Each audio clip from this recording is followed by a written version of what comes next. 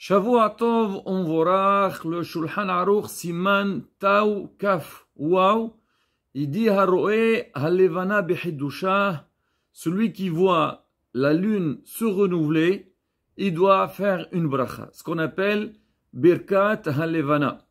On va essayer, Bezat Hashem, d'expliquer un petit peu donc le sens de cette bracha, les conditions de la bracha, son importance et aussi des ségoulottes.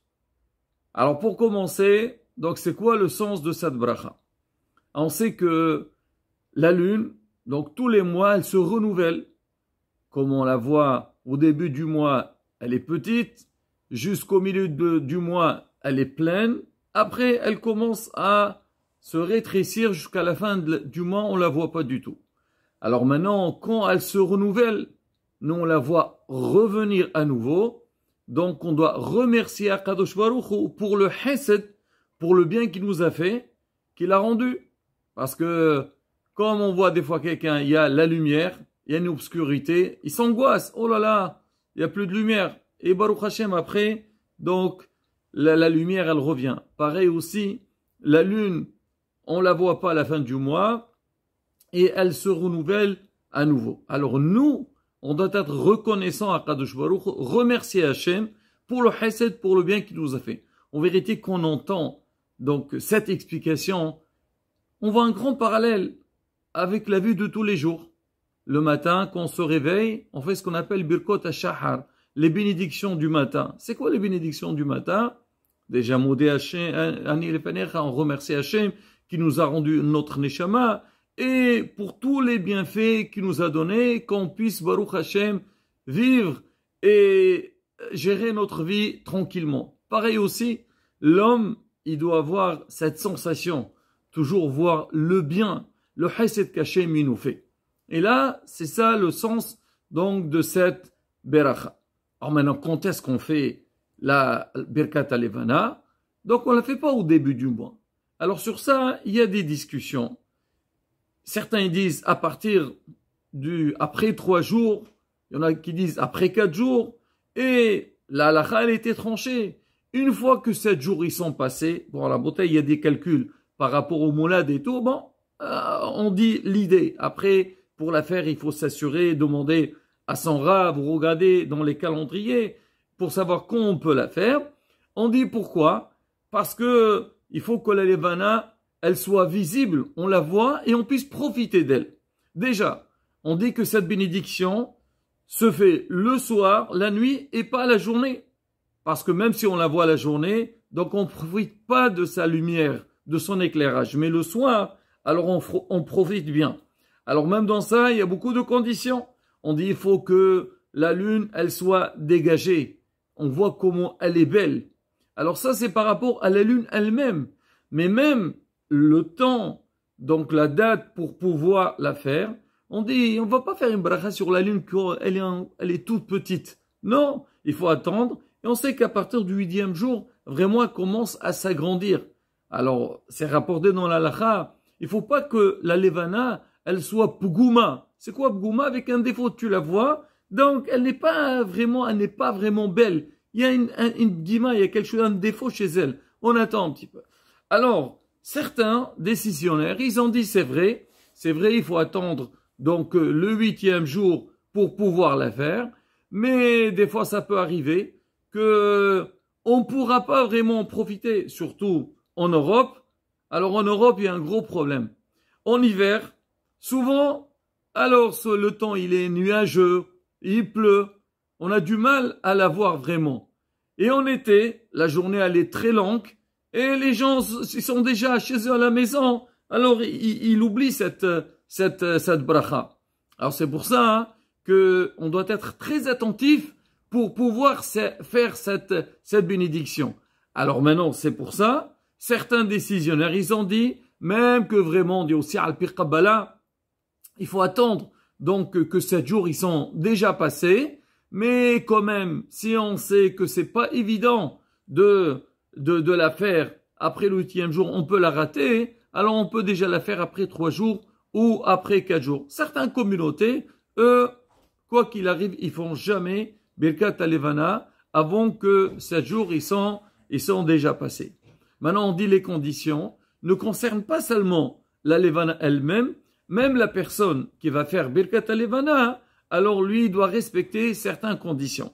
Alors, une des choses qu'on dit, l'idéal, c'est faire Birkat Levana à la sortie de Shabbat. On dit parce que quand on sort de Shabbat, on est bien habillé, on est content, et Birkat Levana, il faut la faire en étant joyeux. Et surtout, c'est rapporté, Kol ha-maqbil et pene ha-levana bizmana, kol ha-mevarech birkat bizmana. Celui qui fait Birkat Levana en son temps, qui ilu qibbil pene ha-shchina, comme si il a reçu, donc, le rayonnement céleste. C'est-à-dire comme s'il a reçu la Shekhinah sur lui. Alors quelqu'un qui va recevoir la Shekhinah, il va la faire comme ça à n'importe quelle condition. Déjà, quand on fait la bracha, faire très attention. Là, on te dit, c'est Meqbil Pene Shekhinah. C'est pour ça qu'on dit il faut être dans des bonnes conditions. Pour la faire, il faut être joyeux et aussi ne pas la lire un peu rapidement. C'est vrai, souvent on vient de finir la tfila et on fait Birkat Levana, on est un petit peu pressé, on veut la faire vite. Rabotai, sa sgoula, elle est très importante. Au point, c'est rapporté que Anshe Ma'ase, Hasidim ou Anshe Ma'ase, donc les gens pieux, le jour, par exemple, s'ils savent que ce soir ils vont faire Birkat Levana, le matin, ils font un mikveh, ils font tvila, parce que pour eux, c'est un moment très, très important. Il faut être préparé à ça. On a posé la question, est-ce qu'on peut faire Birkat Levana le vendredi soir ou Yom Tov? Il y a une discussion dans la Lacha. Alors c'est rapporté, si jamais le temps y passe, parce que on a dit que l'idéal de la faire à partir du 8e jour, la 8e nuit, mais on peut aller jusqu'au 15 du mois. Là aussi, Rabotai, ça va dépendre du molad. Quand est-ce que le mois, on dit, la lune, elle est née. Bon, là aussi, il faut toujours poser la question et demander. Mais on dit que si jamais, on dit que vendredi soir, il vaut mieux ne pas la faire, laisser pour samedi soir. Maintenant, si on est dans la date, elle a bien avancé, et il nous reste que le Shabbat pour faire Birkat Levana. Et donc, si on ne le fait pas vendredi soir, alors on peut la rater. Ou même le lendemain, on sait il va pleuvoir, et donc samedi soir, on ne pourra pas la faire. Certains, ils disent que on aurait la possibilité de faire Birkat Levana. Mais sinon, donc les décisionnaires, ils disent, non, on la fait pas. On a donné beaucoup de raisons, mais une des raisons qui donne le Ben Ish Chai, il dit parce que le Shabbat, l'homme, il est sameach. On est content. Pourquoi? Parce qu'on a reçu le Shabbat. Shabbat Malketa. C'est un moment qui est très important. Alors il dit, puisqu'on a la simha de l'entrée de Shabbat, alors quand on va faire la Levana, on va pas sentir la simha qu'on a, la joie qu'on est en train de faire Birkat Levana. C'est ce qu'on dit, en me'arvevim simha besimha. On mélange pas donc les smahot ensemble. Alors qu'est-ce qu'on fait? On dit non, Shabbat, il faut garder la simha de Shabbat à sa place. Et la simha de Birkat Levana, on la laisse pour le samedi soir. Le Marhou, il rapporte, il dit que, pourquoi samedi soir? Il dit parce que le Beit HaMikdash a été détruit, c'était à la sortie de Shabbat. Et on dit aussi, comme ce moment-là, c'était le moment de la destruction, alors ce moment-là qu'on doit demander à Kadosh Baruch Hu, qu'il renouvelle, donc comme la lune, elle se renouvelle, aussi le Beit HaMikdash, il se renouvelle. Et on dit aussi par rapport Malchut David, le royaume de David, que malheureusement, aujourd'hui on l'a pas, mais c'est pour ça qu'à la fin on dit David Melech Hay V'Qayam.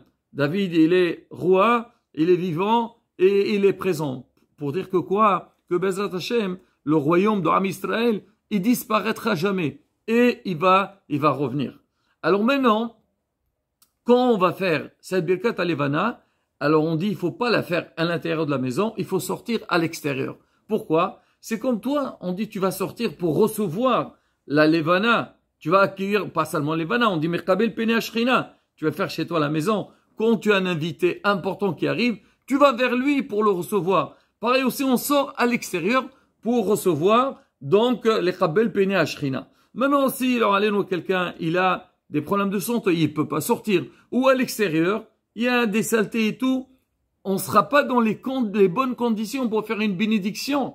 Alors on dit dans ce cas-là, on pourrait la faire de chez soi à la maison. Si on a un balcon, c'est mieux de sortir à l'extérieur, mais sinon, on ouvre la fenêtre et on regarde bien la Levana et on la fait. On a dit ça, c'est vraiment si on n'a pas le choix.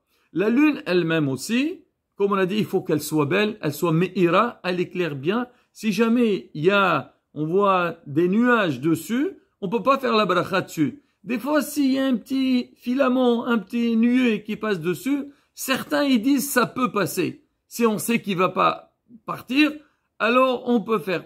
Le Hida il dit pas du tout, il faut qu'elle soit vraiment bien claire. Maintenant c'est quoi le din? Si jamais, moi j'ai commencé à faire la bracha, et elle était belle, et je vois que les nuages ils sont arrivés. Est-ce que j'arrête ou pas? Est-ce que ma bracha passe ou pas? On dit si tu as commencé et elle était claire, elle était belle, même si elle était couverte après, c'est pas grave, ta bracha lève. Mais si tu sais toi que les nuages ils avancent, maintenant tu vas faire la bracha, mais tu sais en plein milieu, donc la lune elle va être couverte. On dit non, il faut pas commencer la bracha parce que toi tu sais que elle va être couverte. Alors maintenant, au niveau de la bracha, donc il y a tout un passage, il y a un passage de Télim qu'on fait avant, il y a pas mal de lectures à faire. Si quelqu'un il sait pas lire, ou il y a personne pour la quitter, alors on dit il peut faire Baruch Ata Hashem mais Hadesh Hodashim. Il fait seulement cette bracha là. Mais sinon il demande à quelqu'un qui la quitte de cette bracha. C'est bien de la faire, on dit Birova Madrat Mer, qu'on soit, donc au moins il y a minyan. Comme ça après on fait un Kaddish et donc c'est important de faire un Kaddish après sa lecture. Quand on a fini la lecture de la Levana, Birkat Levana, on dit Shalom Aleichem, Shalom, 3 fois Shalom. Pourquoi?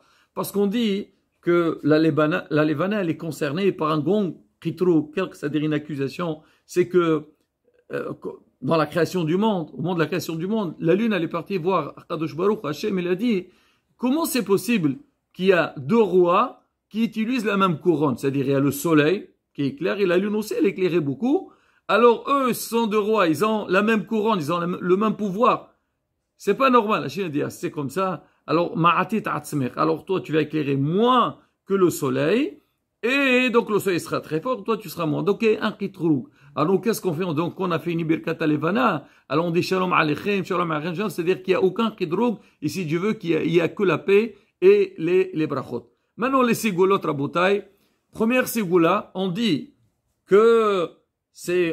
aux jeunes célibataires, on leur dit, celui qui fait Birkat Alevana avec Kavana, il a fait Bismana, et on s'entend. Et avec Kavana, donc c'est une grande ségoula il se fiance. Bientôt, Bezat Hashem, il se marie. Rabotaï, les jeunes, allez-y, il faut miser sur Birkat Alevana. Deuxième chose, c'est, on dit que celui qui fait Birkat Alevana, depuis qu'il a fait, alors, on lui promet que il n'aura pas une mort un peu étrange. Si Hazve Shalom, on décret qu'il meurt naturellement, ça c'est autre chose. Mais une mort étrange, il n'aura pas. Et on dit aussi, c'est bien, il y a certains, je me rappelle toujours à la Yeshiva, on nous disait, il dit que c'est une grande ségoula pour ne pas avoir mal aux dents. Quand on lit la Birkat Alevana, donc on touche un peu nos dents. Et Rav Yosef, on dit qu'on n'aura pas de mal et tout. Il dit, on n'aura pas des rages de dents. Donc ça aussi, c'est une ségoula pour ça. Voilà, Rabotai, c'est un tour par rapport à cette bracha, tellement importante et précieuse. Et comme on dit, il faut s'efforcer à bien la faire. Et bien, Zat Hashem, qu'on dit toujours les fonds de Tzaragra, qu'on essaie de bien faire les mitzvot, bien faire les brachot, remercier Hashem sur tout le bien qu'il nous a donné, ben Zat Hashem, on aura toutes les brachot. Amen, Ken Yeherason. Chodesh Tov, on vorach. On fait birkat, à la fin on bénit le Qal aussi, qu'on aura un mois avec beaucoup de bénédictions, Bezrat Hashem.